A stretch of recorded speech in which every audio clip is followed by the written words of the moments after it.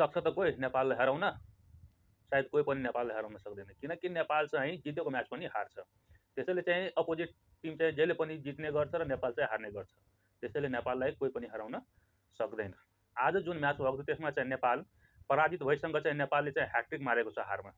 त्योभन्दा अगाडि जुन युएसएसँग म्याच भएको थियो त्यसमा पनि नेपाल पराजित भएको थियो। आज जुन युएसएसँग म्याच भएको छ त्यसमा पनि नेपाल 4 विकेटले चाहिँ पराजित भएको छ। पहिला चाहिँ सुधारीको ब्याटिङ गर्दा पनि नेपालले चाहिँ 272 रनको टार्गेट दिएको थियो, तर चाहिँ नेपालको फिल्डिङ राम्रो नभएर चाहिँ आजको म्याच चाहिँ नेपालले हार्नु परेको छ र युएसएले चाहिँ 49 ओभरमै चाहिँ म्याच जितेको छ। एक ओभर चाहिँ अगाडि नै म्याच जितेको छ। नेपालको लागि सर्वाधिक दिपेन्द्र सिंह ऐरीले चाहिँ 67 बलमा चाहिँ 75 रन बनाएको थियो। त्यस्तै करण केसीले चाहिँ 31 बलमा 49 रन बनाएको थियो। त्यस्तै चाहिँ भीम सार्कीले 58 बलमा चाहिँ 43 रन बनाएको थियो। त्यस्तै कुशल भुर्तलले चाहिँ 65 बलमा 47 रन बनाएको थियो। र जवाबी ब्याटिङ गर्दाखेरि युएसएले चाहिँ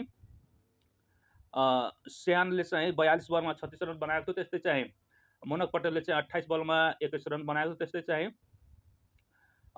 मिलिन्द कुमारले चाहिँ 66 बलमा चाहिँ 70 रन बनाएको थियो। आज जुन म्याच हारेको छ नेपालले त्यसमा चाहिँ कमजोर पक्ष भनेको चाहिँ फिल्डिङ रहेको थियो।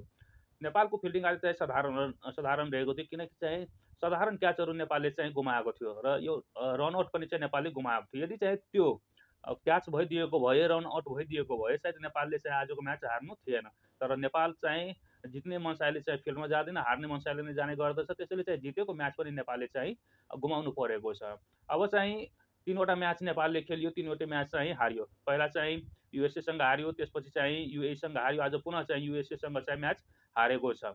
यस्तै तरिकाले म्याच खेल्दै गयो भने नेपालले चाहिँ ओडिआईमा कहिले चाहिँ राम्रो गर्न सक्छ त्यो चाहिँ भन्न सकिँदैन, किनकि T20मा नेपालले जे जस्तो पर्फर्म गरे पनि आफ्नो चाहिँ स्तर चाहिँ राम्रो देखाएको छ। तर चाहिँ ओडिआईको कुरा गर्दाखेरि नेपालको चाहिँ स्तर चाहिँ एकदम कमजोर देखिएको छ र यो पाराले चाहिँ नेपालको ओडिआई राम्रो भन्न सकिँदैन, किनकि यदि ब्याटिङ राम्रो हुन्छ भने फिल्डिङ राम्रो हुँदैन, फिल्डिङ राम्रो हुन्छ भने बलिङ राम्रो हुँदैन।